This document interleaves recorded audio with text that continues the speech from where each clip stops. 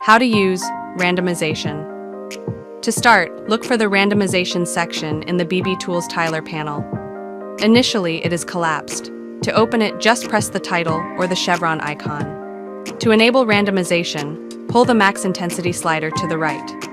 The value must be greater than 0. This creates a hue saturation adjustment layer on top of your texture. Now, fine-tune the strength using both the min and max intensity sliders. These work in percentages, from 0 to 100, and control how much variation is applied. Next, you can manually adjust the hue, saturation, and lightness sliders. Hue ranges from -180 to +180 degrees, while saturation and lightness both range from -100 to +100. For faster experimentation, check the Auto Update option. Every change you make will refresh instantly, letting you quickly test different looks. And that's it.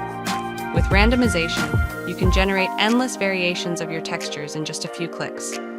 Perfect for keeping your designs fresh and unique.